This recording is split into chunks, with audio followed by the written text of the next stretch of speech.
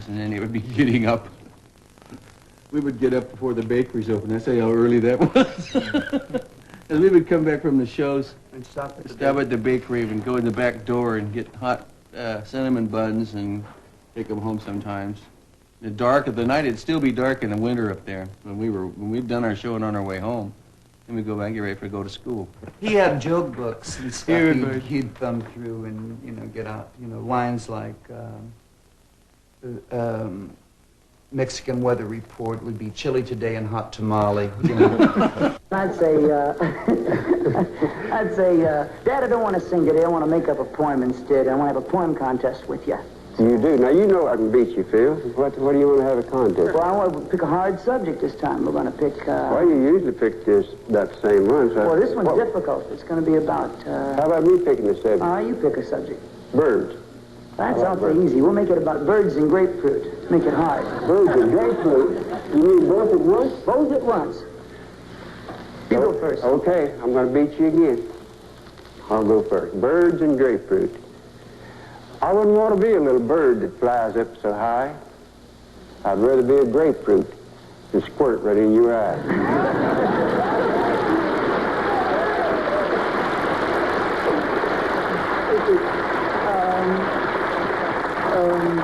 All right. I wouldn't want to be a grapefruit and squirt right in your eye. I'd rather be a little bird and let you have it from where... The family wore cowboy suits and the typical kind of things on stage. Not at school or anything, but, but on stage we had all the traditional country and western gear. Because it was funny, too. I saw a documentary on Harry S. Truman the other day, and in '48 he did a whistle-stop tour of the United States. That's how he got elected. During that whistle-stop tour, he came to Shenandoah, Iowa, to this little 5,000 people town. And for some reason, we were going to be on the show, so we were all dressed up in cowboy suits. We didn't sing. They ran out of time, and we didn't... Also, we spent the whole afternoon looking like cowboys, which made no sense at all to anybody. Yeah. Dad was the lead singer, right? Yeah. And in those days, Dad, he encouraged Phil and I to pursue it as a duet because, guitar players weren't really happening in the 40s and 50s. Like, the singer was out front, and if you could do that, if you're a writer, that was where the business was. And Dad wanted us to be in the business. We treated it, Phil and I don't remember anything else but show business. We grew up in it.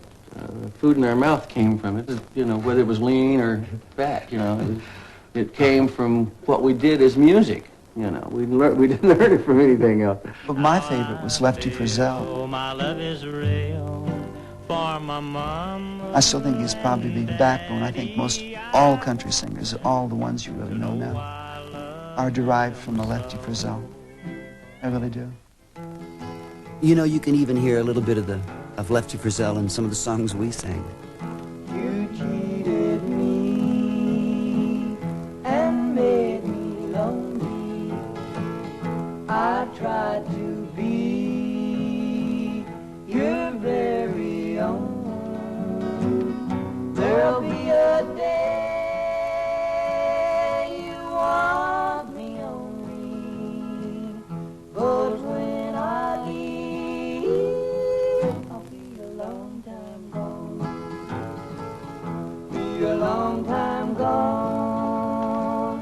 Be a long time gone. Yes, when I leave, I'll be a long time gone.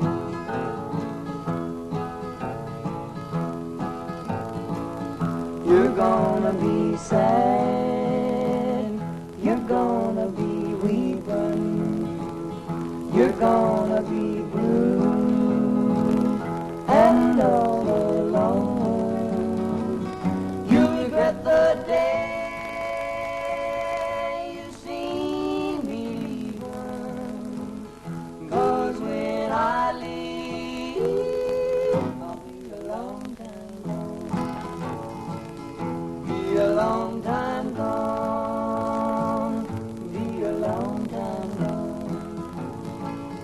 Yes, when I leave, I'll be a long time gone.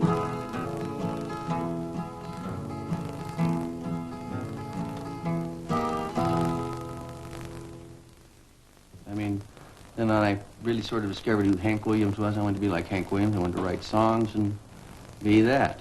So, I mean, I knew, nobody else at my age knew what they were going to be when they grew up, but I did. I mean, Hey, good looking, what you got cooking? I'm about cooking something up with me. Hey, sweet baby, don't you think, baby, we could find us a brand new recipe? yeah, Hank Williams to me was different from all the rest of the country music that I'd ever seen. Hank Williams had this intensity and beat, just moved, and he wrote some wonderful things. Hey, good looking, what you got cooking? I'm about cooking something up with me.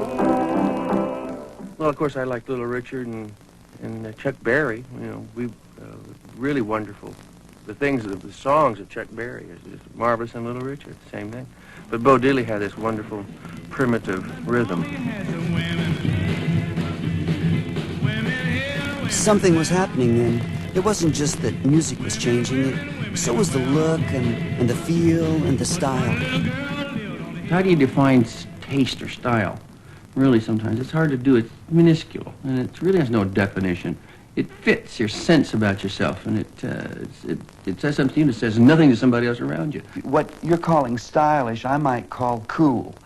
Now, when I was growing up in high school, there were 3 people in with ducktails. And that was Don and me and another kid. But at the school we went to, people pegged pants, and you pegged your jeans, you know, you cut them down, and the whole school had a sense of cool, and you turned up your collar. Music then was going through a real major change. The orchestras and that era was ending. Records were beginning to rock and roll, and people hated rock. You either hated it or you loved it. Well, Chet came through Knoxville, Tennessee, and Dad had had a correspondence going with Chet through writing and mutual admiration, I think. And he took us down to meet Chet. And we didn't get inside the show or anything. We just met Chet through a big old chain-link fence. I played a fair in Knoxville, Tennessee, and Ike, I had heard of Ike and knew of Ike, of course, before because he played a similar style guitar to what I play. But he came to the fair and talked to me through the wire fence, and he said, I've got some boys that are writing and they're singing, and said they're very good. And they were outside the fence looking up at me through the fence. And I didn't realize at the time they probably didn't have money to get into the fair. I should have taken them on in, but I was a little dumb at that time about that. But anyway, I met Ike, and he told me that, and then a few weeks later they came to Nashville. He said, sure, come on over. We went out to his house, sang him some songs, and he, fine, go take them. I'll try to get some published for you. He just said he'd do what he could.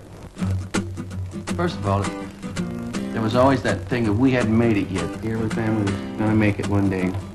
You know, we were plugging at it. Going to make it. Going to make it. It was, they'd made it, you know, and that was the lure of Nashville. Nashville was pretty much the mecca of country music, and of course we were doing that strange brand of country and some of that other things that we've been listening to. We were working, first of all. We were already working musicians. We were just trying, Phil and I wanted to get on records. I mean, that was the thing, get on records. And any way we could do it was what we would do. I mean, we liked all kinds of music at that point. We were trying to make it in a field as we saw it.